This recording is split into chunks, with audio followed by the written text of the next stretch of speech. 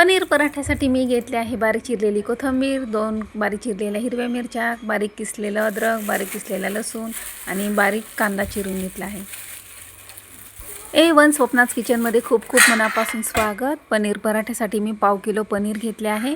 आता हे पनीर मी किसणीने किसून घेणार आहे, म्हणजे पराठा फाटत नाही आणि छान एकजीव असे स्टफिंग तयार होते.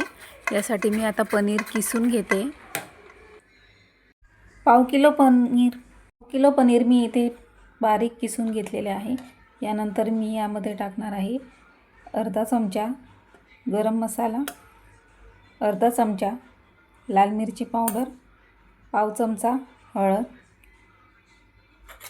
अर्धा चमचा धना पावडर. यानंतर यात टाकणार आहे थोडे जिरे. यानंतर यामध्ये टाकायचं आहे बारीक कापलेल्या हिरव्या मिरच्या, थोडी कोथिंबीर, बारीक किसलेला लसूण, बारीक किसलेले अद्रक. यानंतर यामध्ये टाकायचं आहे बारीक कापलेला कांदा. यानंतर यामध्ये टाकले आहे पुदिन्याचे पाने. यानंतर यामध्ये टाकायचे आहे चवीनुसार मीठ. आता सर्व पनीरमध्ये टाकलेले मसाले मिक्स करून घेऊया. आता सर्व वस्तू मी यात एकत्र करून घेतल्या आहेत आणि आता आपण वळूया पनीर पराठा बनवण्याकडे. पनीर पराठ्यासाठी स्टफिंग आपले आता तयार झाले आहे. एका बाउलमध्ये 1.5 कप पीठ घेतलं, त्यात चवीनुसार मीठ टाकलं आणि त्यानंतर थोडेसे तेल यामध्ये टाकले आहे, म्हणजे पीठ आपले छान मऊ असे तयार होते.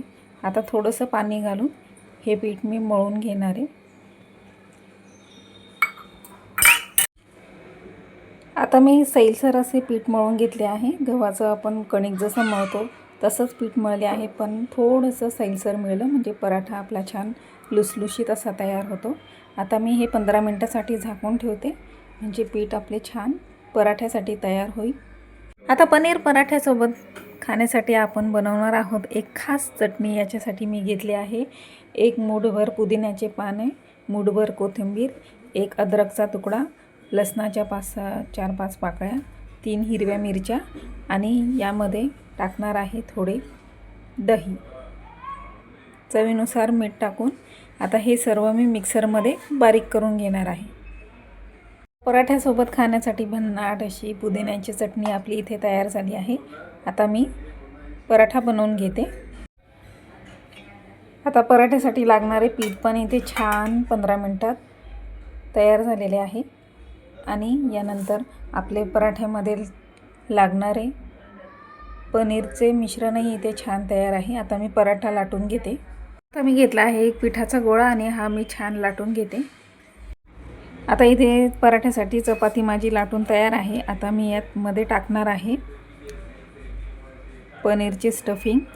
भरपूर असं पनीरचं स्टफिंग यात टाकून घ्यायचं आहे आणि आता यानंतर व्यवस्थित पनीरचं स्टफिंग टाकल्यानंतर याची मी अशी चौकोनी घडी करणार आहे, म्हणजे पराठा दिसायलाही सुंदर दिसतो, खाण्यालाही छान लागतो. आता अशी घडी घातल्यानंतर हा पराठा मी लाटून घेणार आहे. आता गॅसवर मी एक ठेवले आहे पॅन आणि यामध्ये टाकायचे आहे तूप.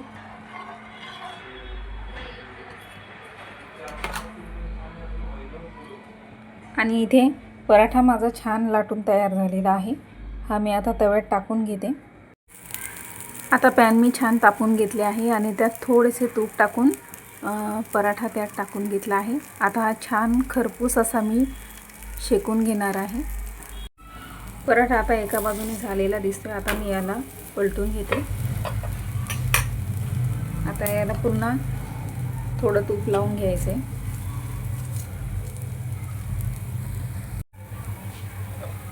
पराठा आता दुसऱ्या बाजूनेही आपल्याला झालेला आहे. परत मी याला थोडा पलटून घेते.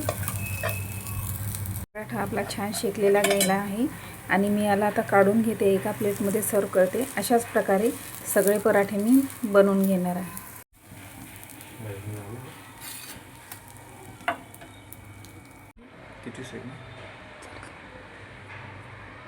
आता मी यात पुन्हा तूप टाकले आहे आणि हा पराठा याच्यावर असा टाकून घेते आणि हा पण त्याचप्रमाणे छान भाजून घ्यायचा आहे.